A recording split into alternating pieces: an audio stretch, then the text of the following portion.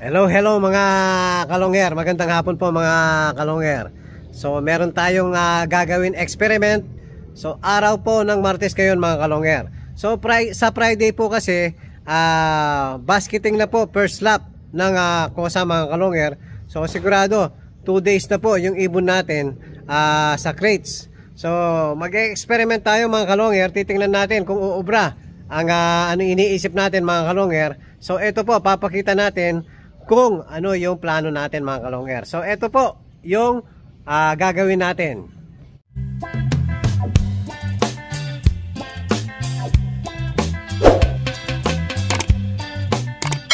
Hello mga kalongger. Silipin natin yung loft natin. Ayan po, malinis mga kalongger. Wala pong laman. So time check po 3:30 PM mga kalongger. So ang ginawa natin bumili tayo ng crates mga kalongger.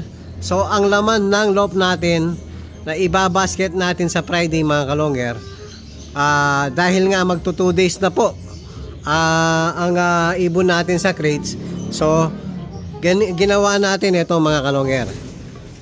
Kinuha po natin yung mga ibon natin. So tatry natin itong ganitong pamamaraan kung uubra tong ganito. So ayan po, ayun yung crates na binili ko. So second hand lang po yung crates natin. So kasalukuyan po nandyan yung mga ibon natin. So tinago ko po sa may kubo. O ayan po mga kalongger, nasa loob po ng crates. So tinry ko po na papakainin na sa may crates mismo para sanayin na po kung ano yung ginagawa sa truck. Dito na sila mag-aahapunan. Dito na sila mag-aalmusal mga kalongger. So inumpisan ko hapon po mga kalongger. So kakain po sila ngayong hapon mismo. Tapos matutulog sila rito. Tapos bukas ng umaga mga kalongger, mag-aalmusal sila sa crates. So para matikman na nila yung kumain mismo, makipag-agawan mismo sa crates mga kalongger. So tatry natin para pag dating ng first lap o derby, first lap man, second lap, sanay na po makipag-agawan yung mga ibon natin sa crates mga kalongger. Para hindi po manibago, dahil nga minsan napapansin ko mga kalongger, pag first lap po kasi, pag hindi na marunong makipag-agawan sa mismong crates yung ibon natin, dahil nga siksikan po sa loob ng crates mismo. Pag halimbawa ang ibon mo nakapwesto sa may gitna, pag mahihayin po yung ibon mo, sigurado hindi makakakain. Pag release po ng Sunday yan, agrabyado na po. Agrabyado na po yung natin. Yung ibon natin mga kalongger, sigurado po gutom po, mahina, wala pong ilalaban sa biyahe mga kalongger. So ito nga, naisip ko tong paraan na to, sana umubra mga kalongger. Ayan, papakainin natin ngayon yung mga warriors natin. Tingnan natin kung tutuka mga kalongger. Eto na po mga kalongger, bibigyan natin ng pagkain yung mga warriors natin. Tapos mga kalongger, biglaan po wala tayong nagawang dahil nga December 24 po ngayon, sarado na lahat ng magpapabensa na tayo ng pakainan nila. Kaya lang po, sarado lahat. Tiyempo naman, meron tayong ito na itabi. 2011 pa, yan po magkabila, dalawang pakainan po na ginawa ko dati 2011 pa. Buti tinabi ko to mga kalongger, ngayon nakalkal ko, ayan. So temporary lang po, yan ang gagamitin natin ngayon. Dahil po medyo malapad, mahihirapan kumain yung mga ibon natin, mahihirapan pong abutin yung pagkain. So ginawa ko, linagyan ko po na sapin magkabila yung tsinelas. At saka ito, para lang po lumapit yung pagkain sa kanila, magi-slide po papunta sa kanila yung pagkain. Para hindi po sila mahirapan mga kalongger. So ito na po, ibibigyan na natin ng pagkain yung mga warriors natin. Ayan mga kalongger, binigyan na po natin ng pagkain. Ayan. So sa una po, ayan, nahihiya po yung mga ibon natin. So maninibago po dahil nga first time nilang kakain mismo sa crates mga kalongger. So kunwari po nasa truck sila, kaya sinasanay na natin mga kalongger para sa Friday, Sabado po at saka Sabadong umaga, tsaka Sabadong hapon, sanay na po magkipag-agawan yung warriors natin. So iikutan natin yung sa kabila kung may tumutuka doon mga kalonger.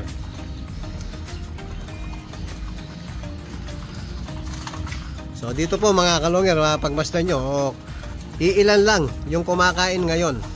So talagang yan po yung inaano natin, maninibago po yung mga warriors natin. Kaya ngayon pa lang sasanayin na natin para pagdating ng Friday basketing, tapos Sabado po papakainin. Ayan, masasanay na po. Sana effective po yung ano natin, yung gagawin natin mga kalonger, para may laban yung ibon natin sa biyahe. Ayan, pagdating ng Linggo, malakas yung ibon natin, may resistensya, para po pagdating ng biyahe mga kalonger, malakas yung ibon natin. Yan, hindi po lahat tumuka, oh. Ibig sabihin yung mga iba niyan medyo nahihiya pa po. So kailangan natin sanayin. Kaya po, ganyan ang ginagawa natin mga kalonger. Sana po makatulong sa mga kapwa natin pansier yung papakita natin ganitong style. Ayan po, wala pong masama kung gayahin natin yung ganito para po sa ating mga tulong natin, yung pinakatulong natin sa mga warriors natin, para makauwi po ng maayos yung mga warriors natin. Wala, kain lang mga warriors ko. Ayan, ayan, matuto kayong makipag-agawan, matuto kayong makipag-suntukan. Ayan, oh. Yung iba po hindi pa kumakain, oh. So bukas ng umaga mga kalonger, malalaman din natin yan kung pangalawang beses na kakain sa crates, kung masasanay na sila mga kalonger. O, kain na. Tapos mamaya mga kalonger, pag iinom na, so papakita natin. O, i-compare natin yung ngayon at saka bukas ng umaga. Papakainin natin uli bukas ng umaga mga kalonger, kung talagang makikipag-agawan na bukas. Hindi kagaya ngayon mga kalonger, sa kabila po, yan, konti lang yung tumutuka sa kabila. So kailangan talagang matuto na. So mamaya papainumin natin yung mga warriors natin kung iinom sila. Tapos bukas mga kalonger, so papakita natin kung sanay na yung mga ibon natin. So part 1 ito mga kalonger, tutuloy natin bukas part 2. Umaga papakainin natin mga kalonger. Ayan mga kalonger, pangalawang beses na po natin binigyan ng pagkain. Ayan, meron na pong nakikipag-agawan. Lalo na yung mga ano natin, mga warriors natin na hindi po sanay kumain sa labas dahil pinapakain natin mismo sa loob mga kalonger. So sa ano lang naman to, kailangan isanay natin bago first lap mga kalonger. Kasi sa susunod, second lap, so kabisado na ng mga warriors natin.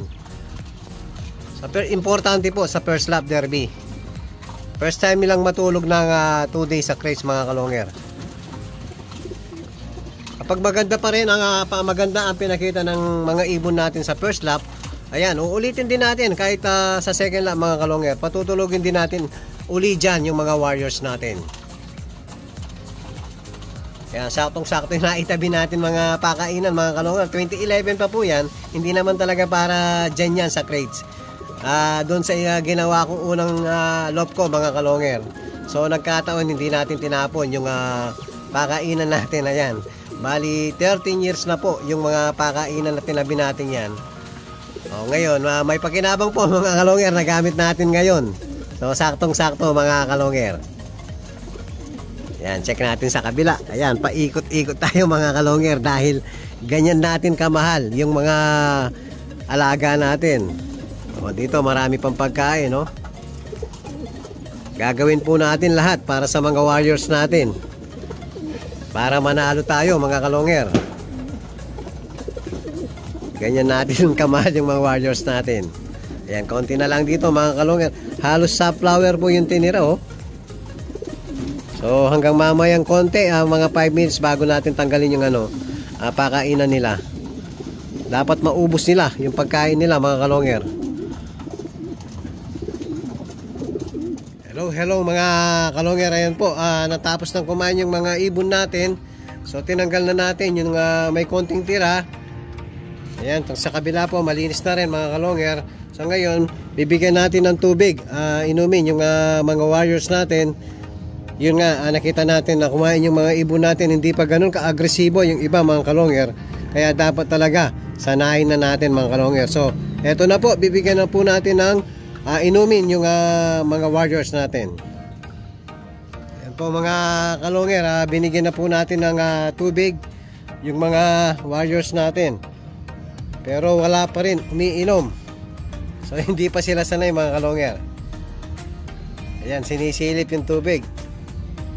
O, inom na.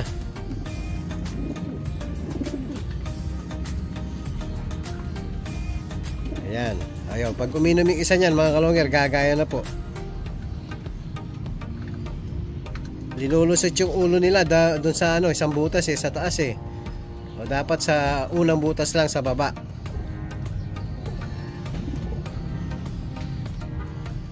Kailangan po talaga matuto na yung mga warriors natin. Ayan, ilan pa lang yung uminom. Ayan po, may umiinom na, may gumagaya na.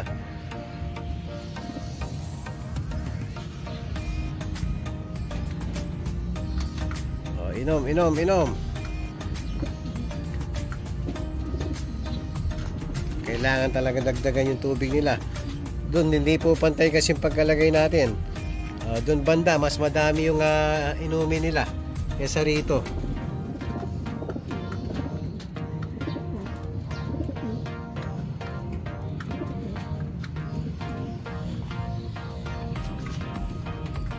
So kailangan munang dagdagan yung tubig nila para makainom po lahat.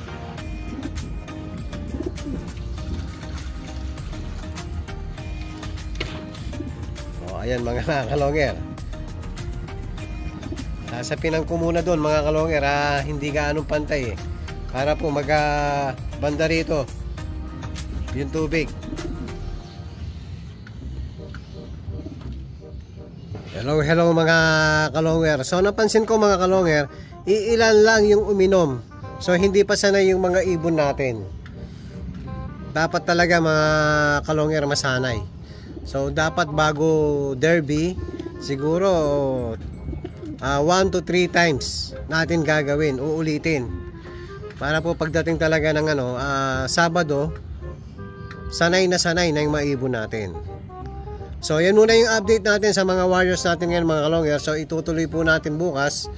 At kung bago pa lang kayo sa akin channel, huwag kalimutan mag-subscribe, like and share at pakipindot na rin po yung notification bell, pati na rin po yung all para updated kayo sa mga bagong video natin. So yun lang po mga kalongger, maraming salamat po, keep safe and God bless po mga kalongger.